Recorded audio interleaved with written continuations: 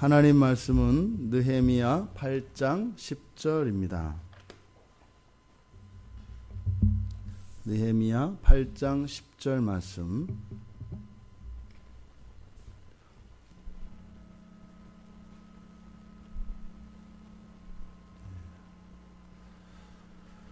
우리 같이 한 목소리로 함께 읽겠습니다. 느헤미야가 또 그들에게 이르기를 너희는 가서 살진 것을 먹고 단 것을 마시되 준비하지 못한 자에게는 나누어 주라. 이 날은 우리 주의 성일이니 근심하지 말라. 여호와로 인하여 기뻐하는 것이 너희의 힘이니라 하고. 아멘.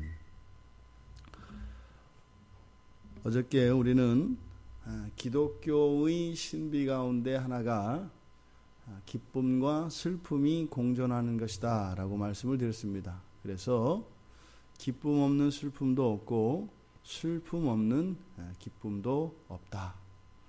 그래서 이 두 가지 알 듯 모를 듯한 이 신비가 기독교에 있다고 이야기했습니다. 그래서 주님 오시는 날까지는 우리가 절대 절망이라는 것이 있을 수 없고, 또 주님이 오시기 전까지 우리의 마음이 완전히 채워질 수 없다는 것을 말씀을 드렸습니다. 그런데 오늘 느헤미야는 이제 하나님의 백성들이 해야 되는 일들과 하지 말아야 되는 일들에 대해서 이야기를 합니다. 바로 이스라엘 백성들이 하나님의 말씀, 그 거룩한 이날에 하나님의 율법을 듣고 깨달았습니다.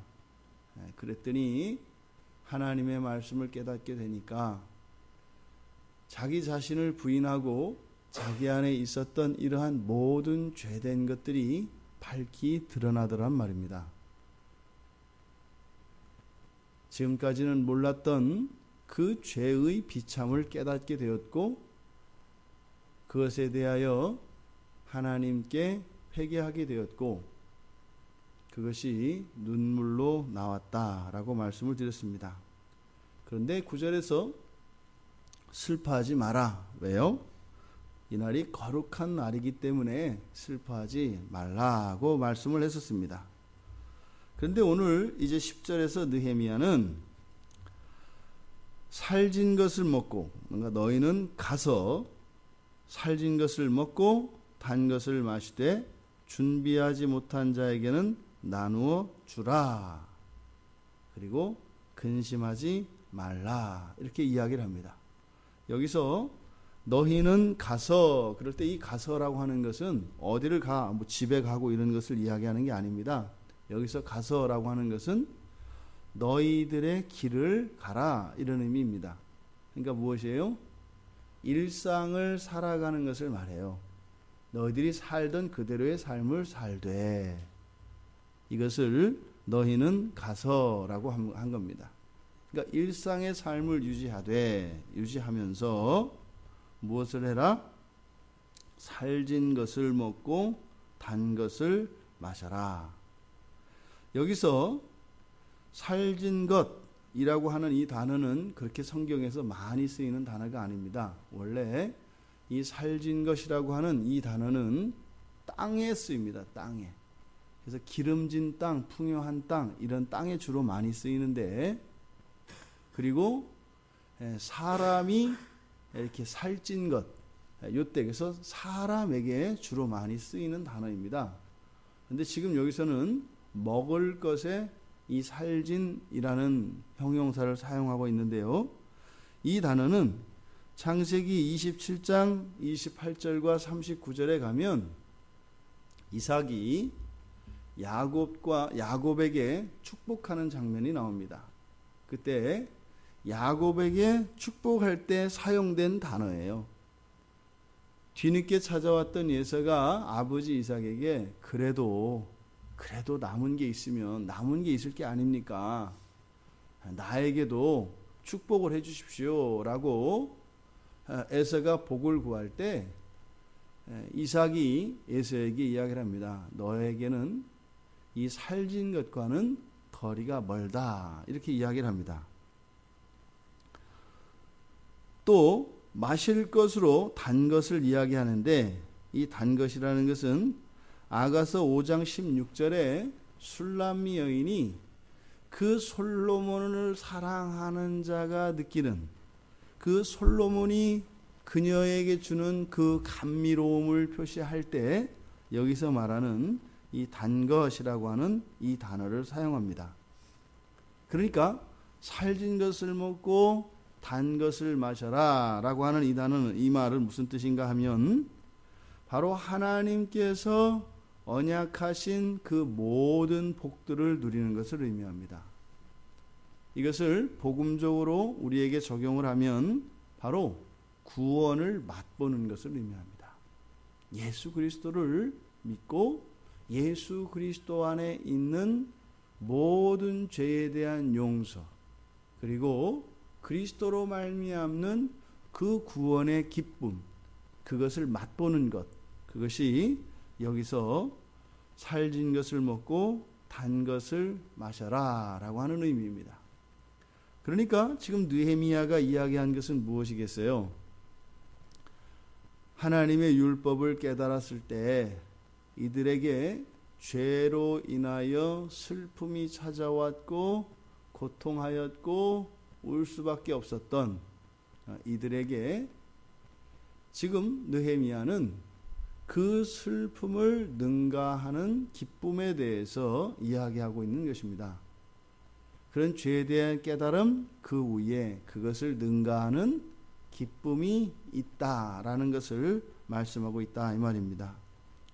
이어서 준비하지 못한 자에게는 나누어 주라 라고 이야기합니다. 자, 그렇다면 앞에서 먹고 마시는 살진 것과 이 단 것, 이것을 먹고 마시는 것을 바로 언약의 성취와 구원을 맛보는 것이라고 말씀을 드렸으니까 여기에 준비되지 못한 자, 이 사람들은 무엇이겠어요? 바로 구원이 준비되지 못한 자들, 예수 그리스도 안에 들지 못한 자들을 의미한다 이 말입니다. 그러니까 그들에게 나누어 줘라. 무엇이겠어요? 너희들의 몫을 나누어 주라 이렇게 이야기를 하거든요. 그러니까 너희들이 먹고 마신 그 단 것, 그리고 그 살진 것을 다른 이들에게 그것을 나누어 주라는 것이죠. 이게 바로 구원의 복음을 전파할 것을 이야기하는 것입니다. 그리고 하지 말 것에 대해서 느헤미야가 근심하지 말라라고 합니다. 그러니까 지금 여기서 근심은 바로 앞에서 이야기하였던 이런 슬픔이며 고통의 다름 아닙니다.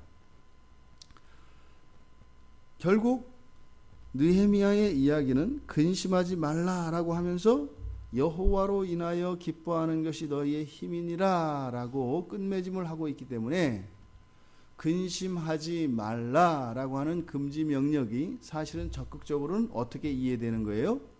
기뻐하라라는 것이죠. 그러니까 두 개의 하라 명령, 세 개의 하라 명령과 하나의 하지 말라라고 하는 명령 같지만 사실은 하나의 하지 말라는, 즉 근심하지 말라고 하는 이 명령은 기뻐하라라고 하는 명령의 부정을 통해서 더 강조하고 있는 것이죠. 그러니까 무엇입니까? 근심할 것이 아니라 기뻐하라라는 거죠. 지금 여기서 여호와로 기뻐하는 것이 너희의 힘이다. 이것은 두 가지 해석이 가능한데, 여호와로 기뻐하는 것, 그러니까 여호와로 인하여 기뻐하는 것, 누가 기뻐하는 것이에요? 우리가 기뻐하는 거죠. 우리가 여호와로 인하여 기뻐하는 것이 우리의 힘이 된다고 이야기하는 것이에요. 그러니까 지금 바로 앞에 있는 주의 성일이니 근심하지 말라라고 한 다음에 여호와로 인하여 기뻐하는 것이 너의 힘이다 그랬으니까 우리가 근심하지 않을 수 있는 이유가 무엇인 거예요? 여호와로 인하여, 다시 말해서 우리가 우리를 구원하신 여호와 하나님을 기뻐하는, 우리의 구원을 기뻐하는 것이죠. 우리의 구원을 기뻐하는 그것이 뭐한다? 근심을 능가한다 라고 이야기를 하는 것이죠. 그런데 여호와로 인하여 기뻐하는 것, 이것이 지금 기쁨이라는 것과 여호와라고 하는 이 두 단어의 연결이 어떻게 되어 있는가 하면 여호와에게 이렇게 되어 있어요. 그래서 역격이라고 하잖아요. 누구누구에게. 그래서 여호와에게 기쁨 이렇게 됩니다. 그러니까 반대로 여호와로 인하여 기뻐하는 것, 그러면 우리가 여호와를 기뻐하는 것이죠. 근데 이것이 반대로도 해석이 가능하다 이 말입니다. 어떻게 해요? 여호와에게 있는 기쁨 이렇게 해석될 수 있다 이 말이에요. 그러면 지금 이 장면에서 여호와가 가지시는 기쁨은 무엇이겠어요? 바로 우리의 근심이다 이 말이에요. 그럼 이 근심은 무엇으로 인한 근심이죠? 바로 죄로 인한 죄에 대한 깨달음으로 인한, 또 죄로 인한 그러한 근심이고 고통이며 슬픔을 의미한다 이 말입니다. 그러니까 우리가 죄를 깨닫고 회개하는 그것을 하나님이 어떻게 하신다? 기쁘게 여기신다는 것이에요.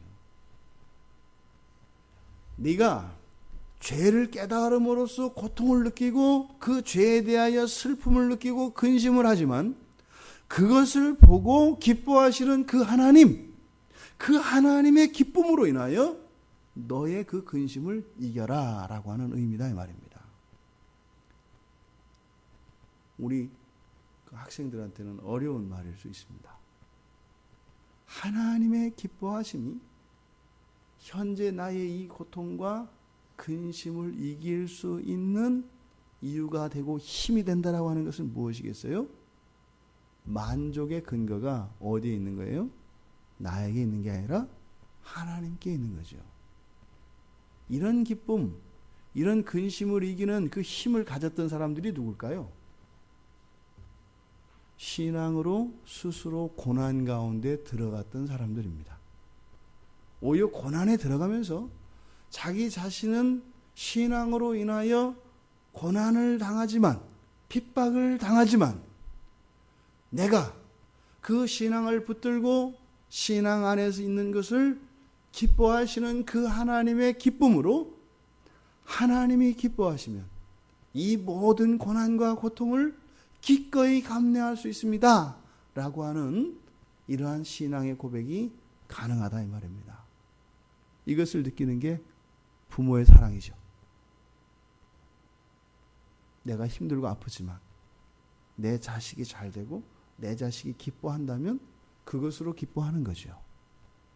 오히려 나의 고통이 아닌 것이 아니라 고통이 있음에도 불구하고 내 자식에게 기쁨이 있다면 오히려 그것으로 인하여 이 고통을 감사할 수 있는 것이죠. 자식에 대하여 부모가 가질 수 있는 이 마음을 바로 하나님의 백성들이 여호와 하나님을 향하여 가질 수 있다라고 느헤미야는 이야기하는 것입니다. 결론적으로 기쁨과 슬픔이 공존하지만 슬픔은 결코 그리스도로 인하여 우리 기독교 신앙이 주는 그 구원의 기쁨을 절대 능가할 수 없고 오히려 스스로 고난 속으로 여호와 하나님의 기쁨을 위하여 들어갈 수 있는 것이 기독교 안에 그런 힘이 있다라고 이야기를 하는 것입니다. 시편 37편 4절에서도 또 여호와를 기뻐하라. 그가 내 마음의 소원을 이루어 주시리라. 주님께서도 마태복음 5장 12절에서 기뻐하고 즐거워할 것에 대해서 말씀하시고 빌립보서 2장에서 그리고 빌립보서 4장에서 주 안에서 항상 기뻐할 것을 이야기합니다. 이게 무슨 말이에요? 주 안에 있으면 항상 기쁠 수 있다 이 말이죠. 근데 주 안에서 항상 기쁘다고 하는 이 말은 주님 안에 있으면, 예수를 믿으면 다 내 마음대로 된다는 것이 아니지요. 고난과 고통이 올지라도 그것을 능가하는 기쁨이 있을 것이라고 이야기하는 것이죠. 주님께서 마태복음 5장 12절에서 기뻐하고 즐거워하라고 하는 것은 뭐냐면 주로 인하여 받는 핍박과 환난에도 불구하고 기뻐하라는 것입니다. 바로 앞서 말씀드렸던 그 여호와 하나님이 가지신 기쁨, 무엇이에요? 죄를 모르던 이 땅의 한 사람이 하나님 앞에 용서받을 수 없는, 소망 없는 죄인인 것을 깨닫고 회개할 때 하나님이 기뻐하시는 그 기쁨, 이 기쁨이 바로 우리들로 하여금 모든 고난을 이기게 하는 힘의 원천이 된다는 것입니다. 오늘 한날 여러분들이 바로 느헤미야가 하나님의 백성들에게 이야기하였던 것처럼 살진 것을 먹고 단 것을 마시는 이런 구원의 기쁨을 누리실 수 있는 여러분들 되시기를 바랍니다. 또한 여러분의 일상을 감사할 수 있게 되기를 바랍니다. 또 준비하지 못한 자들, 예수 안에 있지 아니한 자들, 예수 안에 있어도 그 구원을 맛보고 있지 아니한 사람들, 그들에게 여러분들의 몫을 나누어 주시기 바랍니다. 어려운 일, 고난 가운데 있을지라도 그것으로 인하여 근심한 것이 아니라 오히려 여러분들이 신앙 안에서 겪고 있는 그런 고통과 근심으로 인하여 여러분들을 기특하게 여기시며 기뻐하시는 하나님의 기쁨으로 현재의 삶 속에서 여러분들이 맞닥뜨리고 있는 그 고난을 너끈히 이겨내실 수 있는 복된 주의 자녀들이 되시기를 주님의 이름으로 축원드립니다.